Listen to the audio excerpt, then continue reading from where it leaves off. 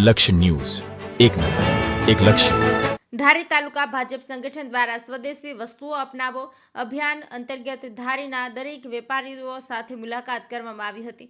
સ્વદેશી વસ્તુઓનું વેચાણ કરી આત્મનિર્ભર ભારતના સ્લોગન અનુસાર ધારી ખાતે ધારી તાલુકા ભાજપ સંગઠન દ્વારા દરેક વેપારીઓ સાથે સ્વદેશી વસ્તુઓ અપનાવી અને વેચાણ કરવું એ બાબતને લઈને દુકાને જઈને મુલાકાત કરવામાં આવી હતી। ધારાસભ્ય જેવી કાકડિયા તેમજ સાંસદ ભરતભાઈ સુતરિયાની પ્રેરક ઉપસ્થિતિ વચ્ચે તાલુકા ભાજપ સંગઠન દ્વારા આ કાર્યક્રમ ગોઠવવામાં આવ્યો હતો।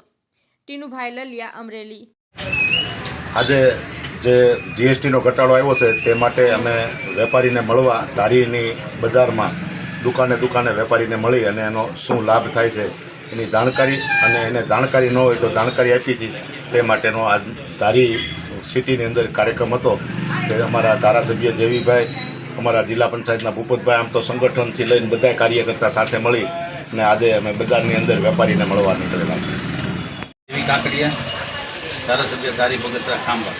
આજે અમે ધારીની મેન બજારમાં આપણા દેશના વડાપ્રધાન નરેન્દ્ર મોદી સાહેબે જે જીએસટી ઘટાડ્યું ને સ્વદેશીનું જે આખું એક ઉપડ્યું છે ઝુંબેશ, લોકલ ફોર વોકલ, આ બધી ઝુંબેશો જ્યારે શરૂ કરી છે એના ભાગરૂપે અમે ધારીની મેન બજારમાં બધા વેપારીઓને મળવા માટે આવ્યા છીએ અને વેપારીને લોકલ ફોર વોકલની પણ સૂચના આપી છે અને એ સિવાયનું જે કાર્યક્રમ છે આ ખાસ કરીને જીએસટીનો છે, આ જીએસટીના દરેક વેપારીને મળી અને એનો કેટલો ઘટાડો થયો, વેપારીને કેટલો ફાયદો થયો એના માટે મળવા માટે નીકળ્યા છે। એમાં આપણા પાર્ટીના અમરેલી જિલ્લાના સાંસદ શ્રી ભરતભાઈ સુતરિયા, અમારા પાર્ટીના પ્રમુખ શ્રી મૃગેશભાઈ અને પાર્ટીના તમામ આગેવાનો સાથે અત્યારે ધારીની મેન બજારમાં અમે વેપારીઓને મળી રહ્યા છીએ।